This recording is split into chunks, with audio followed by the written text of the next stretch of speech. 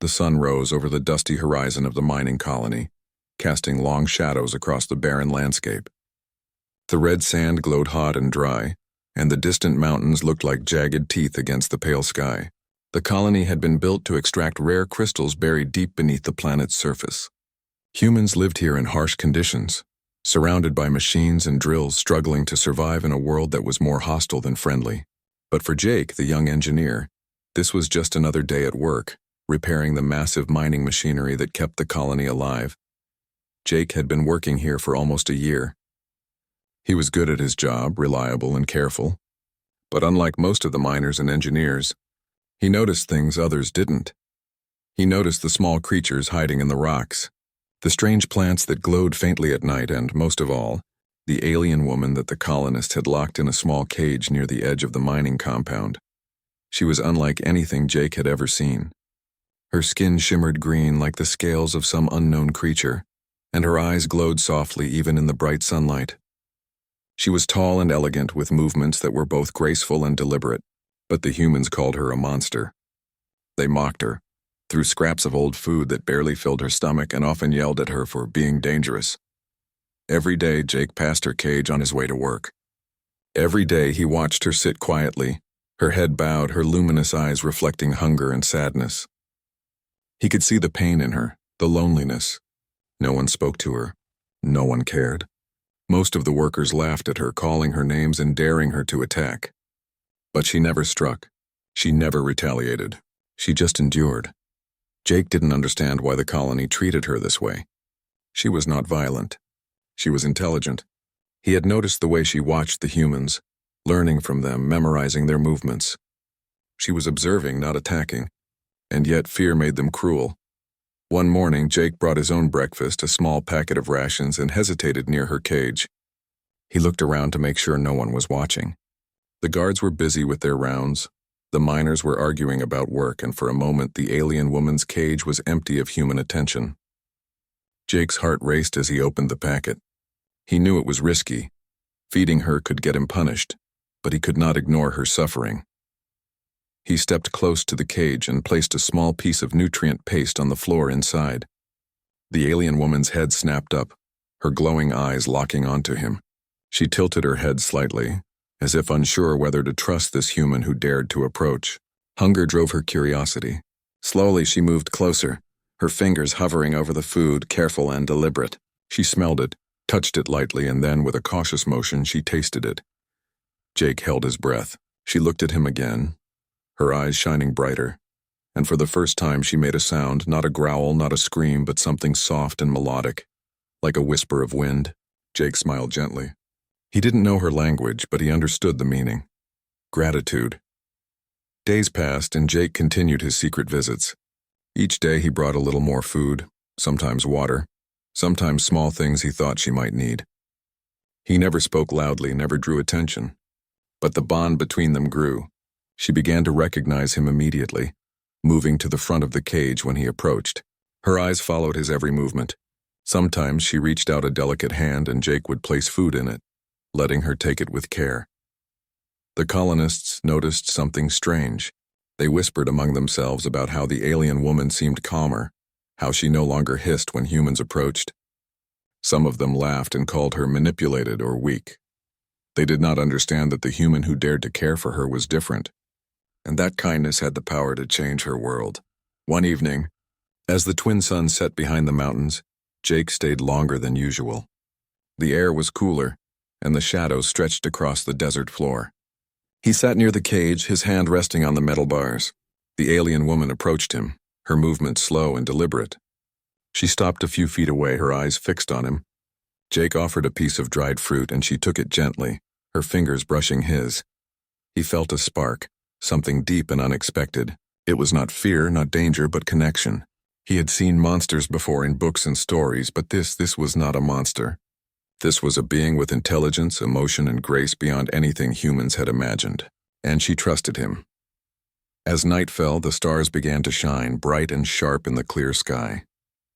The desert was quiet except for the hum of machinery in the distance. Jake leaned closer to the cage, whispering softly, though he knew she could not understand the words. He spoke anyway, telling her about the day, the work, the sun, the stars. And then, without warning, she moved closer. Her hand touched his arm lightly, almost like a question. Jake's heart raced. In a moment of pure emotion, she pressed her lips to his cheek. It was soft, delicate, and fleeting, but it carried 1,000 unspoken words, gratitude, trust, and something more. Jake froze, stunned. He had not expected this. But in that simple gesture, he understood that she was reaching out, bridging the gap between species, showing him that she trusted him completely. The next day, rumors spread that Jake had been seen near the alien woman's cage longer than usual. The guards were suspicious, but Jake acted normal, repairing machinery and checking circuits.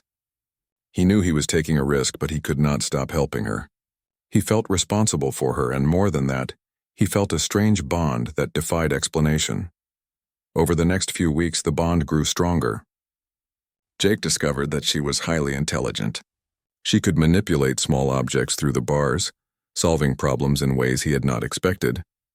She learned to recognize patterns in his movements, predicting when he would bring food, when he would return, and even when he would pause to watch the sunset. The colonists laughed at her, calling her a pet, mocking her for showing interest in the human. But Jake knew better. She was not a pet. She was a being with thoughts, emotions, and a mind that could challenge humans if given the chance. He began to understand that the real monster was not her.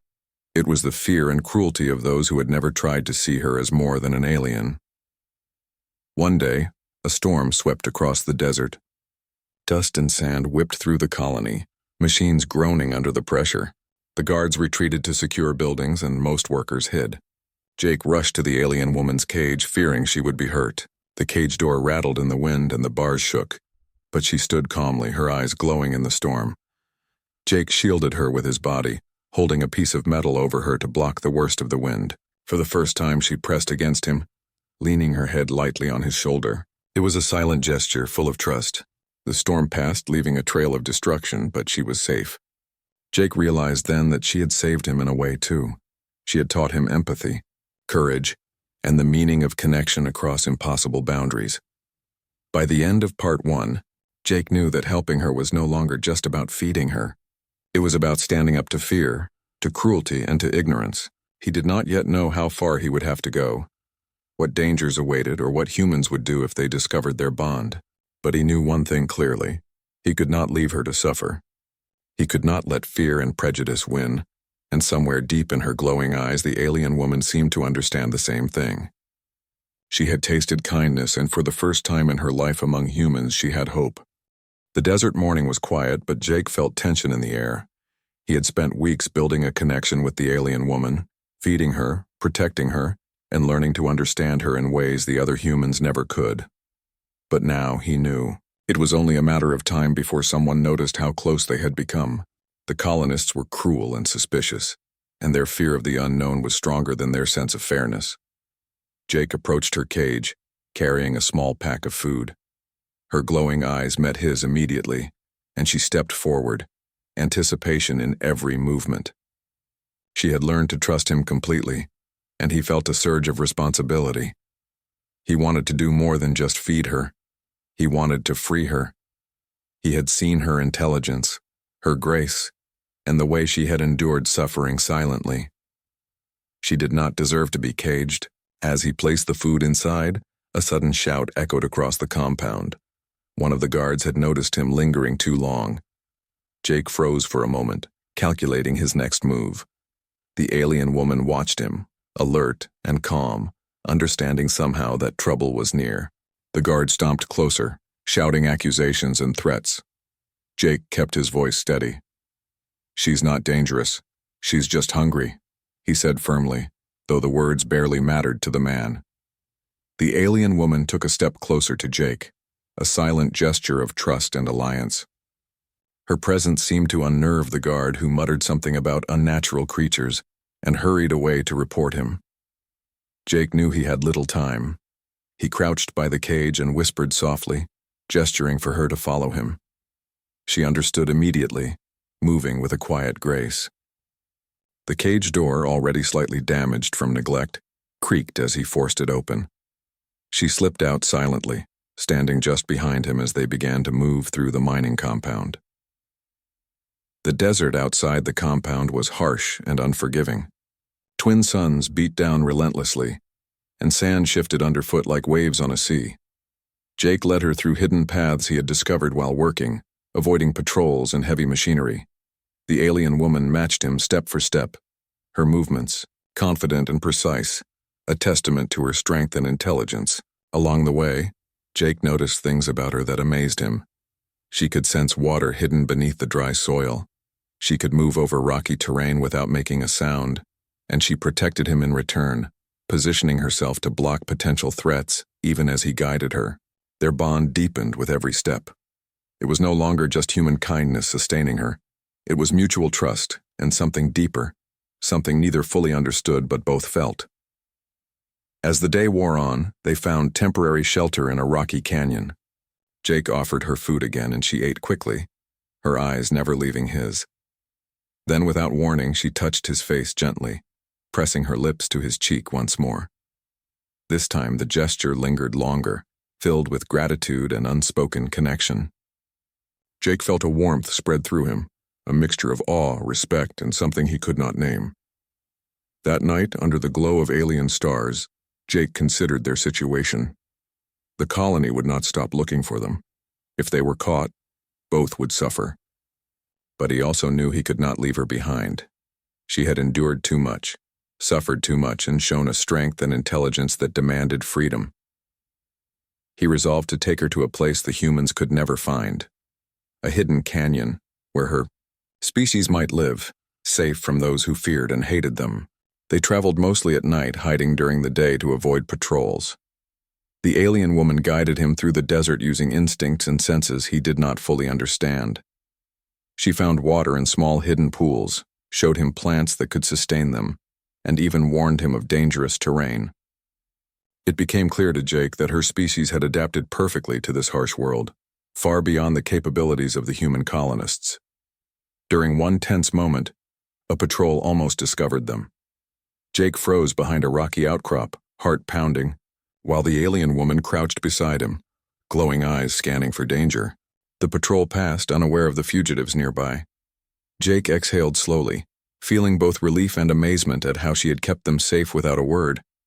He realized that humans had underestimated her at every turn. Fear had blinded them to the reality of her intelligence, her skill, and her grace. Finally, after several days of cautious travel, they reached the edge of a canyon hidden from view by cliffs and rocks. Jake's jaw dropped at what he saw. The place was alive with alien flora, shimmering softly in the dim light of the setting suns. Small creatures moved quietly among the plants, and in the distance he could see others of her kind. Graceful, intelligent beings observing the newcomers with curiosity and caution. The alien woman stepped forward, her glowing eyes shining with recognition and relief. She moved confidently among them, communicating silently with gestures and expressions. The others responded slowly at first, then with increasing warmth as they realized she had brought a human with her, and that he had done nothing to harm her. Jake watched, fascinated, and felt a sense of awe. He was witnessing something extraordinary, an entire species misunderstood and feared by humans, now revealed in their true form and intelligence. The alien woman returned to him, her expression calm but urgent. She pressed her lips to his again, this time on the lips a gesture of trust, connection, and something deeper. Jake felt a wave of emotion he could not name.